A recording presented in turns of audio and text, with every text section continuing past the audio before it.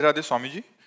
स्वामी जी, कहा जाता है कि आत्मा और अकाल मृत्यु वाले लोग को मुक्ति नहीं मिलती और आत्मा भटकती रहती है। महाराज जी, मेरा प्रश्न है कि अगर ऐसा है तो परिवार के लोग उस आत्मा की शांति और मुक्ति मिले उसको, उसके लिए हमें क्या करना चाहिए? श्रीमद् भागवत का सप्ताह पारायण, भगवन नाम कीर्तन, साधु समाज को भोज भंडारा और ये सारे पुण्य उस जीवात्मा को दे दिए जाएं तो जीवन मुक्तता की तरफ आगे बढ़ेगा।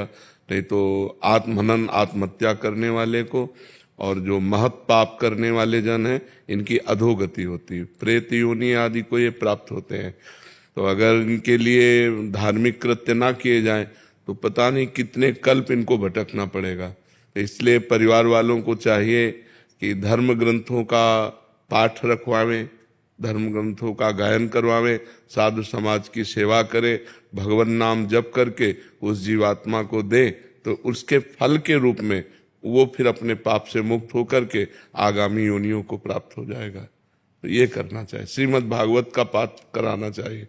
श्रीमद् भागवत में महात्म्य में आता है कि एक धुंधकारी नाम का आदमी जो था वो बड़ा पापी था, कई वैश्याओं से संसर्ग करता था, हिंसा करता था, चोरी करता था।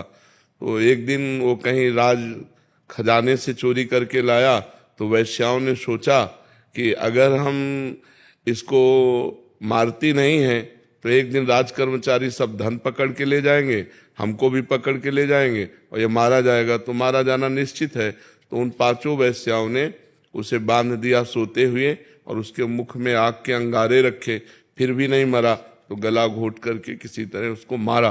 तो वो अधोगति को प्राप्त होकर प्रेत योनि को प्राप्त हुआ, भयंकर प्रेत। तो उनके एक भाई थे गोकर्ण जी, बड़ी कथा है।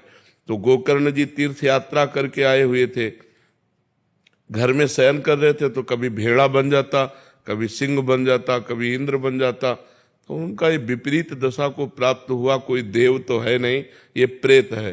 तब पूछा तुम कौन हो? तो उसकी बोलने की सामर्थ्य नहीं थी।